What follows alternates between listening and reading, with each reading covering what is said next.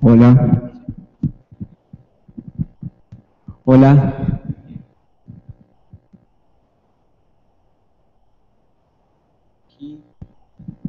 Sí. Bueno, gracias por venir. También muchas gracias a la organización del Barcamp por este evento tan extraordinario. Yo sé que hay un montón de energía invertida como en la producción de esto y yo creo que los resultados son para todo el equipo más que satisfactorios. La conferencia que nosotros vamos a dar, o bueno, desconferencia, es GIF y el consumo colaborativo. Pero hablar del consumo colaborativo en los términos en los que nosotros vamos a poner esta charla no es otra cosa que hablar de herramientas, estrategias para generar cambios. O si quieren, algo así como renovar la fe en que es posible, como personas, como individuos, hacer transformaciones que valgan la pena. Y como vamos a hablar básicamente de cómo cambiar el mundo, yo quiero contarles un poquito la historia de por qué estoy acá, qué es GIF e inicialmente qué es el consumo colaborativo.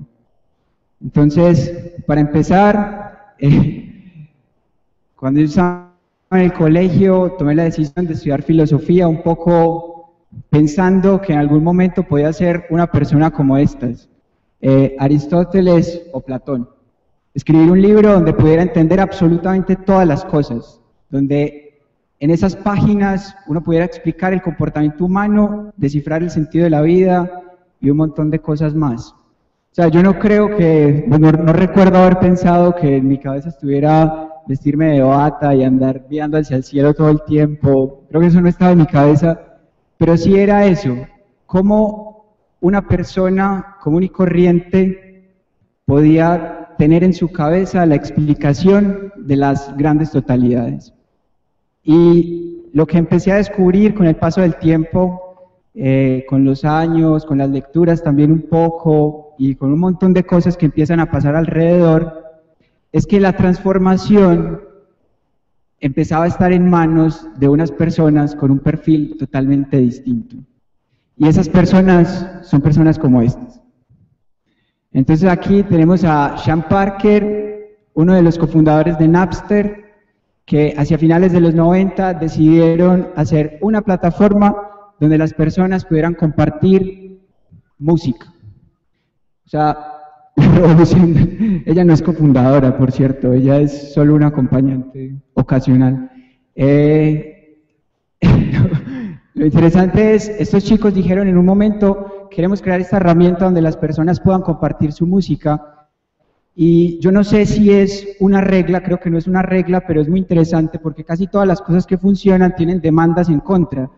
Entonces estos chicos, un año después, eran unos universitarios común y corriente, un año después tenían una lluvia de demandas, el baterista de Metallica estaba detrás de ellos con sus palitos para decirles, hey, ya no más, estamos cansados de esto. Lo que hicieron estos chicos es un resultado bastante interesante de un montón de cosas que están pasando alrededor, y una de esas cosas, y ustedes la conocen muy bien, yo creo que la conocen mucho mejor que yo, es que la tecnología está ahorita avanzando a una velocidad extraordinaria.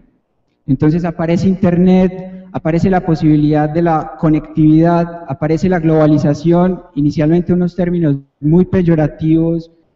Ahora vamos a tratar como de mostrar un poco los términos positivos de esa globalización, y de la mano de la Internet las personas empiezan a entrar en una relación, digamos, virtual, que va a servir para hacer una cosa bastante importante para nuestra época, y es la construcción de movimientos.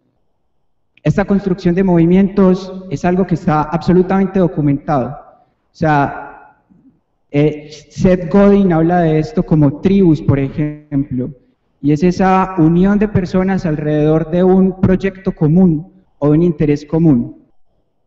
Lo que hicieron los chicos de Napster fue poner un montón de personas en relación o compartiendo un solo interés, que era la música.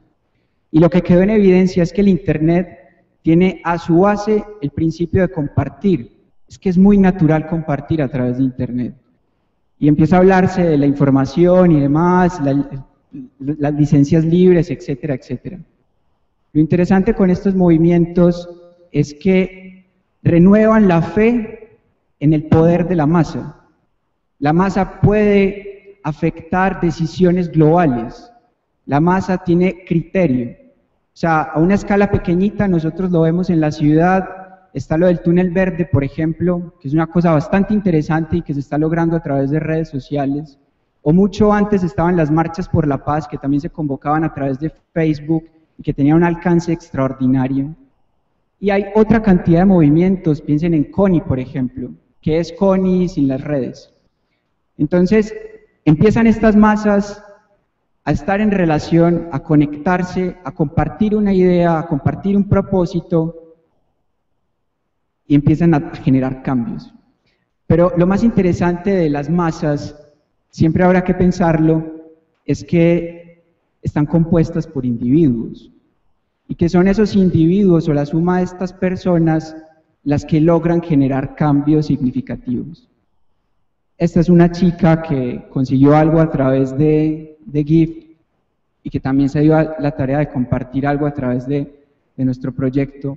Más adelante David, que también es el otro pedacito del proyecto, les va a compartir un poco más sobre esto. Y yo recuerdo alguna película, yo no sé si ustedes vieron Atlas, de los directores de Matrix y de Corre Lola Corre.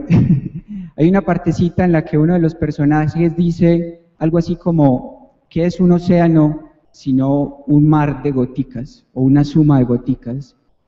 Y yo, en lo personal, pienso que lo que está logrando las redes sociales, que lo que está logrando Facebook, que lo que está logrando Twitter, es justamente darle valor, darle importancia a esa gotica que todos somos y hacer que todas ellas se sumen de una manera mucho más natural, de una manera mucho más rápida en la construcción de un océano que puede generar impactos absolutamente extraordinarios. Entonces ya no se trata solamente de compartir información. Ahora, este es un paso interesantísimo, también se trata de compartir servicios, por ejemplo. Cuando hablábamos de información, pensamos inmediatamente en Google o en Wikipedia. Cuando hablamos de servicios, yo no sé si conocen TaxRabbit, es una herramienta que crearon en Estados Unidos, una plataforma para que las personas dispongan algo de su tiempo y ayuden a otros a hacerle mandados. Dentro de servicios empieza a aparecer, no sé, plataformas de educación, por ejemplo. Y finalmente, y este es otro paso más, es muy interesante porque estos pasos apuntan hacia una cosa que es desbordar lo virtual para volver a lo real, es conectar a esas personas que están dentro de la nube o dentro de los medios digitales y conectarlos dentro del escenario real. Y aparece, por ejemplo, el intercambio de objetos. Entonces aparecen las tiendas virtuales, etcétera, etcétera. Lo más interesante de esta cadena evolutiva, que digamos es bastante inexacta, pero que para nosotros funciona, es que las personas empiezan a materializar la creencia en compartir. Y compartir justamente es el corazón del consumo colaborativo. Entonces ya no se trata de yo te vendo a ti algo, que es el principio de casi todo, sino es yo comparto contigo algo. Y eso transforma absolutamente un montón de cosas, porque ya no es solo qué consumimos, sino también cómo consumimos. De hecho, eso es una cita literal de alguien que ya no recuerdo, y eso es fundamental, absolutamente fundamental. El consumo colaborativo, que es justamente esa disposición que tengo como usuario de una plataforma para entregarle a alguien algo que ya no uso, ya no necesito o que ya no me gusta, a un costo que está por debajo de un artículo nuevo, pero que sigue siendo útil.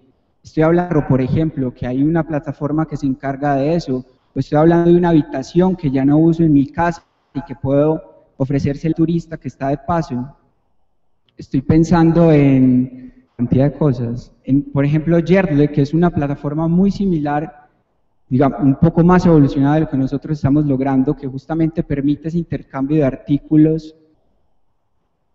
Todo esto para empezar a afectar lo real. O sea, para empezar a tener relación con las personas. Y eso es muy, muy interesante. Nosotros llamamos como a este paso las pequeñas acciones, como las pequeñas acciones de cambio. Las pequeñas acciones de cambio son muy importantes porque es justamente una faceta que nosotros estamos explorando desde el proyecto, y es, ya no solo queremos compartir artículos, porque finalmente en el centro del consumo colaborativo no son las cosas lo que importa son las personas que construyen esas redes. Entonces, ya no solo se trata de ese intercambio, sino es, ¿y cómo es que podemos salirnos de la red para empezar a hacer ejercicios sociales que beneficien a muchos? El problema de toda esta evolución que está facilitando el consumo colaborativo es que hay una gran frontera o hay un gran impedimento para que las cosas pasen y para que todos nos podamos beneficiar, incluso beneficiar, y esto es muy importante en tiempos de crisis. Cuando no tienes dinero y necesitas algo, ¿por qué no recurrir a plataformas como esta que justamente van a proveerte los recursos o las cosas que necesitas a un precio que tal vez va a estar muy cercano a tu bolsillo? O sea, el consumo colaborativo debería ser un movimiento que parta de países en crisis, y justamente fue así. O sea, se empezó a consolidar en Europa, por ejemplo. Hace 2 años, más o menos, 2, 3 años, empezó a hablarse mucho del consumo colaborativo y a documentarse muchísimo alrededor de esto. El problema con el consumo colaborativo es la confianza, y es tomar el riesgo de salir a la calle con un par de zapatos viejos o medio usados que tienes y que quieres entregárselos a alguien más, e ir al encuentro de esa persona y no saber quién es. No tener suficiente información sobre esa persona. Pensar que tal vez va a ser un asesino en serie que simplemente te está buscando no por los zapatos, sino para violarte o asesinarte o para cualquier otra cantidad de cosas. Ese es un riesgo que se toma con el consumo colaborativo, y digamos que lo que se está tratando de hacer es activar un montón de herramientas que permitan confiar en el otro. Pero aún así es un reto, y es un reto, digamos, con el que tenemos que trabajar y hacia donde tienen que ir las cosas para que todo salga bien y para que todos nos podamos beneficiar de esta ola, que, entre otras cosas, no es una ola insignificante. Es una ola que en pocos años va a equivaler a alrededor de 110.000 millones de dólares, si a ustedes les importan esas cifras. Y eso no es poco para ningún movimiento o para ninguna propuesta que se esté moviendo, desplazando a través de redes. Aquí conectamos un poco con el primer episodio de Give, que es cómo vamos al encuentro de esa primera persona que recibe unos libros sin que la conozcamos y sin que ella nos conozca a nosotros. Entonces le doy la palabra a David, que va a continuar. Antes de empezar con la anécdota que tenemos para ustedes, quiero otra vez decirles gracias por venir y darnos 30 minutos de su tiempo. Quiero que hagan como que se vayan de aquí y vuelvan más o menos a los 12 años, algunos un poquito menos, algunos un poquito más, y recuerden la primera cita. Los hombres, la primera vez que invitaron a salir una niña, y las niñas, la primera vez que las invitaron a salir, o si eran un poquito cómodas, la primera vez que ellas lo hicieron. Nosotros, y hablo desde el lado de Juan y desde el lado mío, tuvimos una más o menos un 20 de enero, y bien peinados, oliendo rico, con una camiseta que acabamos de estrenar con el logo de Give. Nos encontraron y nos decíamos como, no, camina más despacio que la vas a encontrar con las lagañas, camina más despacio, que no sé qué. Llegamos y los nervios no nos dejaron caminar más despacio, llegamos muy rápido, allá eran como poquitas cuadras, pero igual llegamos muy rápido. Tocamos un timbre y bajó una niña en pijama. con una bolsa llena de ropa que luego tuvo un muy buen destino y con una sonrisa gigante a recibirnos 4 libros que para nosotros no eran mucho. Nos agradeció y a pesar de que el libreto salió de una manera completamente distinta como lo habíamos planeado, para nosotros fue una cosa magnífica ver que a una mujer se le alumbraban tanto los ojos y se le extendía tanto la sonrisa por unos libros viejos.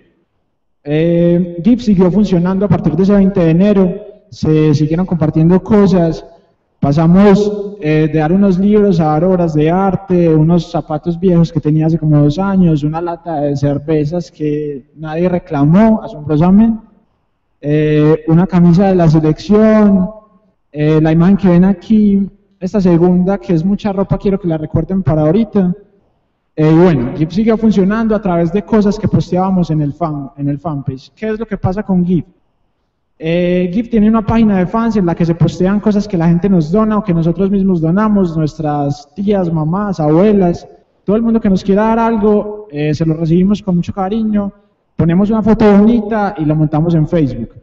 A partir de un concurso como relativamente sencillo, tratamos de encontrarles un buen destino.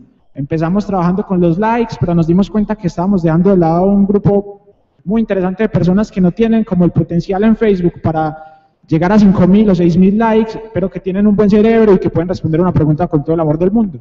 Empezamos a como cambiar un poquito la metodología de los concursos. En este momento hemos hecho muchas preguntas, trivias, hemos preguntado cuál es el piropo más ordinario que les han dicho, hemos preguntado cuál es la persona con mejor espíritu de compartir, hemos pedido fotos, hemos pedido dibujos, hemos pedido una cantidad de cosas y la gente ha respondido muy bien. Se han convertido en ganadores y GIF en este momento agrupa más o menos a 500 personas beneficiadas directa o indirectamente, 100 objetos regalados, más de 100 objetos regalados. Pero bueno, estas cifras yo espero que no les importen tanto porque los objetos al fin de cuentas no fue lo que dieron como pie a esto. Nosotros siempre hemos pensado que GIF es un proyecto de personas y no de cosas. Que lo que se hace en internet no es tan valioso como lo que se hace en la calle y eso es un gran interrogante. Hay barreras gigantes como de las que les hablaba Juan sobre la confianza y hay una barrera más grande que somos nosotros mismos, pero entonces ¿cómo lograr llegar a la calle si partimos de internet? Pues desbordando lo que tenemos en la cabeza, desbordando lo que escribimos, desbordando lo que copiamos y buscando sonrisas en vez de me gustas, sabiendo que un comentario no va a salvar una vida y que un cuaderno quizá haga mucho más que lo que decimos en Facebook por un niño.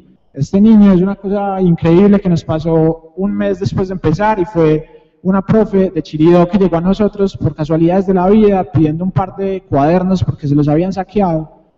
Hicimos el esfuerzo, pues hicimos como un buen esfuerzo, pero la gente que nos ayudó hizo muchos más esfuerzos. Mandamos 16 paqueticos de cuadernos que no constaban más de 4 cuadernos, un sacapuntas y un lápiz, y esta gente, 16 niños, hicieron una cartelera que decía GIF, muchas gracias, y nos llamaron una mañana a gritarnos muchas gracias. Eso yo creo que es recompensa para todo. Nosotros no sabemos si en este momento estamos cambiando el mundo, no somos Aristóteles ni Platón, como les dijo Juan, pero sabemos que cada uno de ustedes con cosas muy chiquitas puede llegar a dar una sonrisa y eso quizás sea mucho más valioso que inventar cualquier cosa rara. Entonces, para finalizar esto, les tenemos como un regalo que para nosotros es un honor mostrarles. Es un sueño cumplido con una productora audiovisual que admirábamos mucho, llamada Real Tape. Y ayer nos sorprendieron con esto que a nosotros nos hizo muy felices y esperamos que un poquito de esa energía se les pase a ustedes.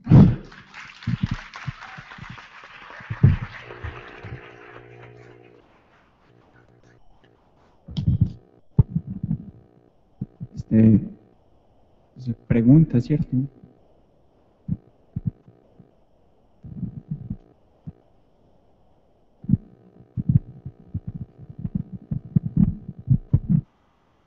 Bueno, tengo una pregunta. ¿Tienen una dirección de internet para uno mirar la página? Porque es que muy bueno pues de que ustedes de pronto compartieran pues sobre todo de lo que ustedes están haciendo con varias comunidades de barrios, con juntas de acción comunal y con varias corporaciones, porque es que sería muy bueno pues que ustedes se integraran con ese tipo de personas como para hacer de pronto ayudar a la gente más necesitada, por ejemplo, en eventos cuando hay, por ejemplo, lo que es en diciembre, también lo que es cuando son jornadas escolares que los niños necesitan libros útiles y así sucesivamente. Eso es como la pregunta, pues como el aporte pues, que quiero sugerir.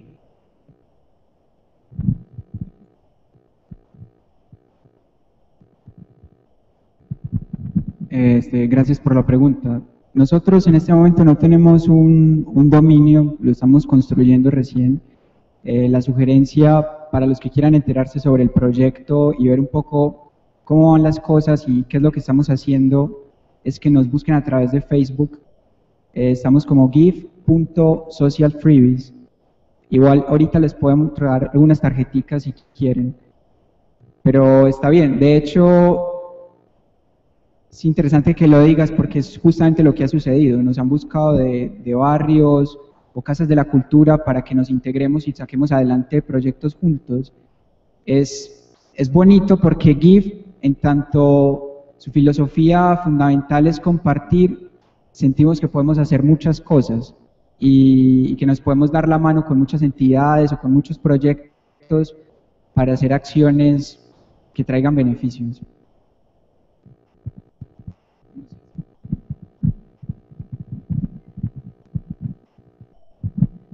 Hola, te pregunto, la idea de la huerta, ¿cómo le surgió y qué ideas parecidas planean a futuro y cómo piensan desarrollarlas?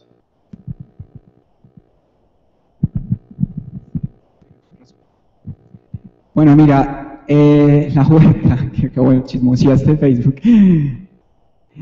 La huerta es, que él llama la huerta, nosotros llamamos una siembra de soluciones, es tomarnos espacio público desaprovechado para sembrar alimento. De hecho, por aquí hay algunos de los sembradores. No es una idea nuestra, es una idea global, que está enmarcada dentro de algo que se llama guerrilla gardening. Y es, lo que decía al inicio es, aprovechemos espacio público inútil para sembrar alimento que puedas utilizar las personas de la calle. Hay ejemplos en todas partes, en Estados Unidos hay muchísimo, en Europa, en Argentina hay unos chicos que están justamente movilizando ese tipo de iniciativas, sobre todo en los jardines que están frente a las casas. Es muy interesante, Ron Finley, que es uno de los precursores de esto, y hay una TED por ahí que pueden encontrar muy fácil, decía algo que a mí me parece muy interesante y que le rompe el coco un poco a mucha gente, y es, cuando lo criticaban le decían, pero es que se van a robar absolutamente todo. Y la respuesta de él era esta, es que es para que se lo roben, es para que tengan algo distinto que robar, o sea, es para que coman, es para que no estén asaltando tiendas o cosas por el estilo. Entonces, ¿qué esperamos hacer con eso? Intensificarlo, replicarlo en otras partes, seguir invitando a la gente a que siembre con nosotros.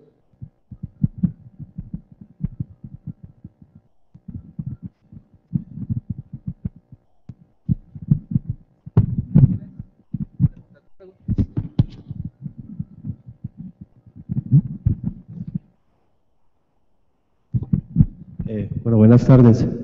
Yo no tengo una pregunta, sino simplemente quiero felicitarlos por el trabajo que están haciendo.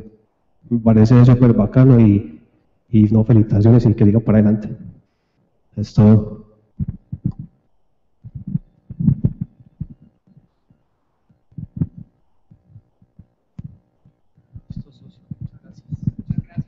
Muchas gracias, muchachos.